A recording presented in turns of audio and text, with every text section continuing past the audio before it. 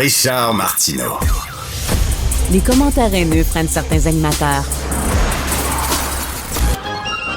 Martineau s'en régale. Alors, on connaît le livre « Les hommes viennent de Mars et les femmes de Vénus » ou c'était l'inverse, je sais pas trop quoi. Mais là, si on analyse les données du dernier sondage léger, on se rend compte que les femmes ont tendance à voter à gauche et les hommes ont tendance à voter à droite.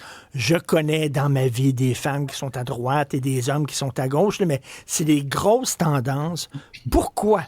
Est-ce que les femmes sont plus dans le care, font plus dans la compassion, dans la générosité, le collectif, alors que les hommes sont plus égoïstes, individualistes? Ou alors, est-ce que les hommes sont plus réalistes et les femmes plus naïves? Je ne sais pas, je me lance pas là-dedans.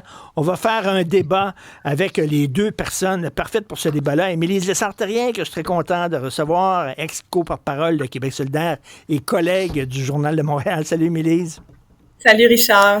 Et Joé Aubé, co-porte-parole de Génération Ambition et podcaster au balado Yann et Franck. Alors, une fille de gauche, un gars de droite, donc vous rentrez parfaitement dans les clichés. Émilie, est-ce que tu es d'accord avec ça que les femmes sont généralement plus à gauche et les gars généralement plus à droite? Je sais que c'est un gros stéréotype. Oui, Richard, je dirais que je suis d'accord avec ça. Je dirais certainement pas qu'elles sont naïves, par contre. Mais je pense qu'en effet, il y a depuis longtemps, les femmes ont été socialisées de cette façon-là, dans le prendre soin, dans le care, de veiller à la relève, l'esprit du collectif, absolument. Je pense que ça scie bien aux femmes.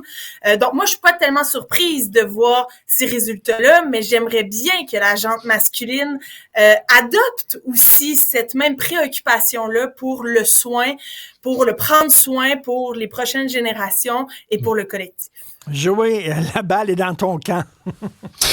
Ben, en fait, premièrement, ce qu'on voit dans le sondage léger qui a été sorti, c'est une tendance qui est pas uniquement québécoise. Hein. On le voit vraiment à partir des chiffres depuis les années 90. On le voit aux États-Unis, on le voit au Royaume-Uni, en Allemagne, même en Corée du Sud, Richard, qu'il y a différents écarts niveau politiquement parlant entre les hommes et les femmes. Il y en a eu 3 dans je dirais les 100 dernières années. Ce qui est capoté, c'est que de la fin de la Deuxième Guerre mondiale jusqu'à 1980, imagine-toi donc, c'était les femmes qui étaient généralement plus à droite et les hommes étaient plus à gauche. Ah oui? Ensuite, oui, absolument.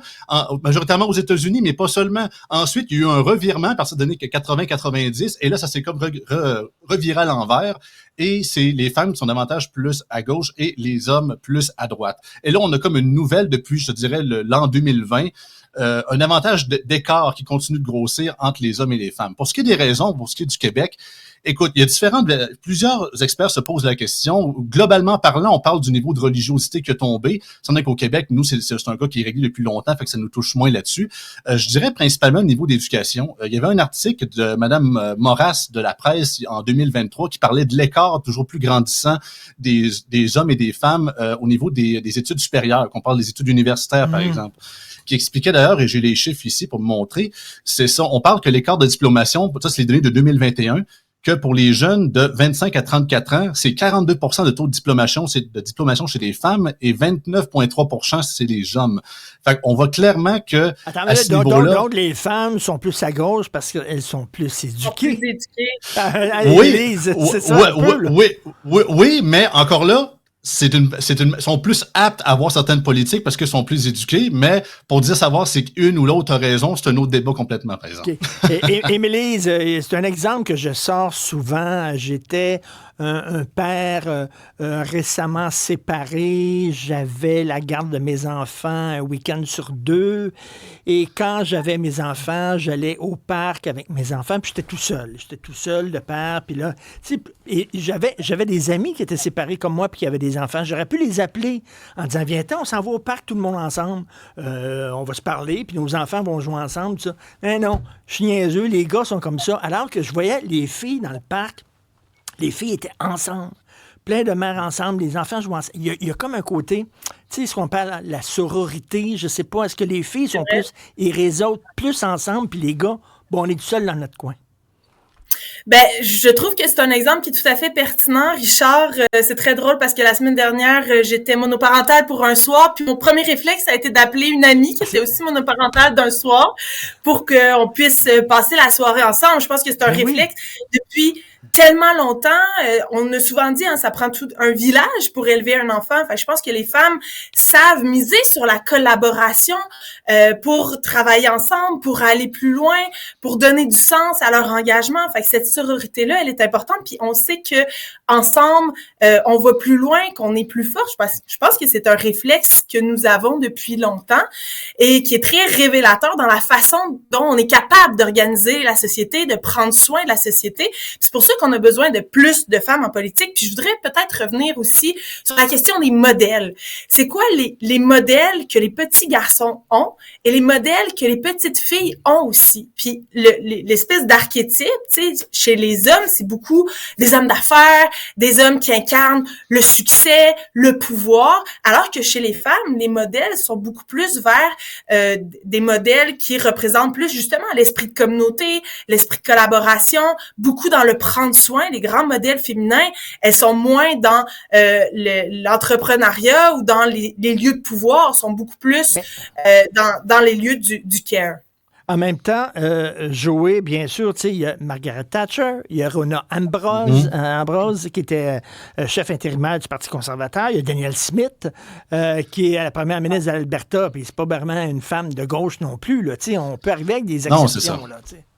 Non, absolument. Puis c'est un peu spécial parce qu'on voit la majorité, pas tous, mais la majorité des endroits qui se disent plus de droite, et la fameuse droite de l'Alberta, et même en Italie, qu'on n'arrête pas de quasiment qualifier comme étant un nouveau régime fasciste. C'est majoritairement ces pays-là qui élisent des femmes. C'est un peu, ça casse un peu le message d'une certaine façon.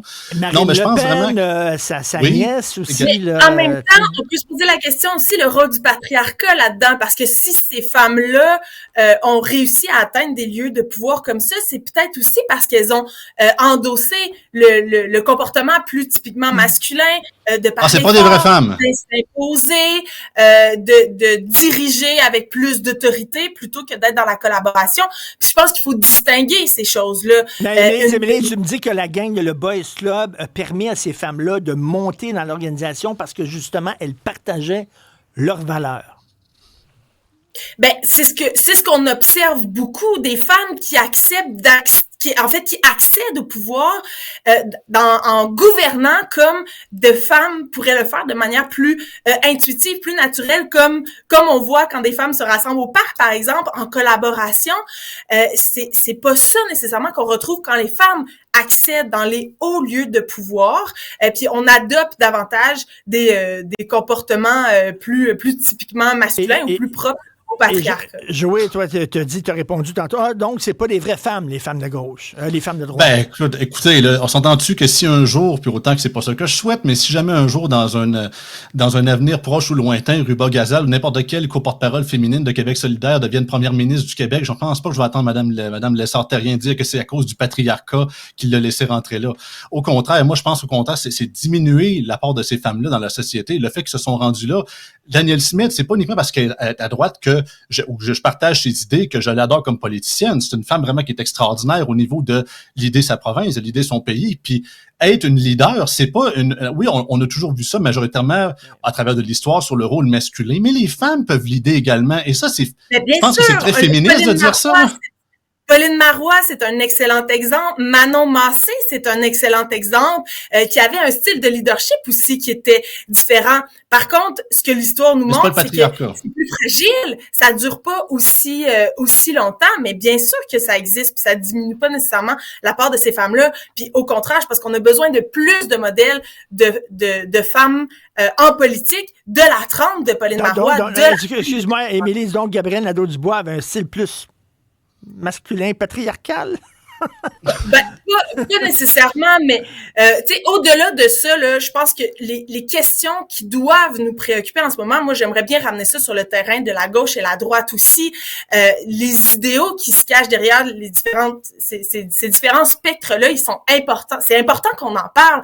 Puis en ce moment, ben, les questions de répartition de richesse devraient être beaucoup plus au cœur des débats actuellement. Hein. Encore aujourd'hui, on voyait est-ce que l'État-providence du Québec, est-ce qu'on va trop loin, alors qu'il y a une concentration de la richesse qui est de plus en plus manifeste, qui est de plus en plus problématique. Et ça, ce sont les partisans de la droite qui défendent cette concentration de la richesse-là.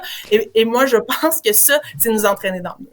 Et Joey, est-ce que, je sais pas, je suis pas anthropologue, là, mais tu sais, il fut un temps où les femmes étaient à la maison et prenaient soin des enfants et des vieillards, alors que l'homme allait chasser pour ramener la viande à la maison et tout ça. Est-ce que ça peut expliquer peut-être les différences? Parce que là, tu étais en train de dire, là, il y a de plus en plus de femmes dans les professions là, qui demandent un diplôme universitaire. Est-ce que ça veut dire que de plus en plus, il va y avoir des femmes médecins, des femmes avocates, des femmes juges, etc. Puis là, ça va basculer parce qu'on va voir justement des femmes dans des postes de pouvoir et elles vont peut-être être plus individualistes. Je ne sais pas, est-ce que... Potentiellement, écoutez, puis l'apport de l'augmentation, on en parle souvent à quel point les facultés de médecine aujourd'hui sont remplies de femmes. Et c'est une bonne chose, je ne remets ça aucunement en question. Good for you girls, mais tu sais, depuis une vingtaine d'années, on a eu le programme Chapeau les filles au Québec pour favoriser les filles dans des domaines plus masculins. On n'a jamais eu de chapeau les gars.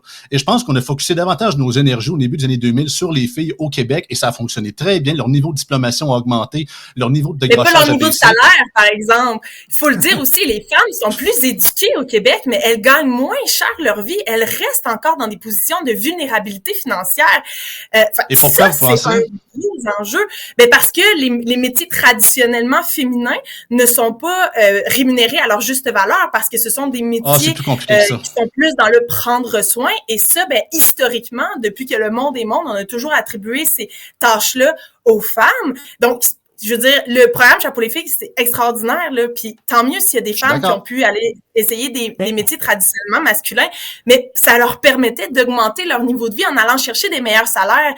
Je suis pas étonnée, moi, qu'il n'y en ait pas de chapeau les hommes, parce que pourquoi on encouragerait des hommes à s'appauvrir en allant faire des métiers traditionnellement? Parce que le taux de décrochage est au niveau record présentement au niveau des écoles secondaires. Joey, Mélise, elle a un point quand même, tu sais, parce qu'on dit, c'est dans leur nature, les femmes, là, de prendre soin des autres. Tu sais, regarde dans les familles, le bâton de vieillesse, là, c'est souvent la fille, c'est souvent la sœur dans les enfants, ou c'est souvent les aidantes naturelles, c'est souvent des femmes. Alors, tu sais, on n'a pas besoin de les payer tellement. Regarde les jobs où il y a beaucoup de femmes, les jobs de profs ou les jobs dans les CPE. Puis ça. Ils aiment ça. C'est dans leur nature de prendre soin des gens. On n'a pas besoin de les payer beaucoup. Est-ce qu'il n'y a pas ça aussi?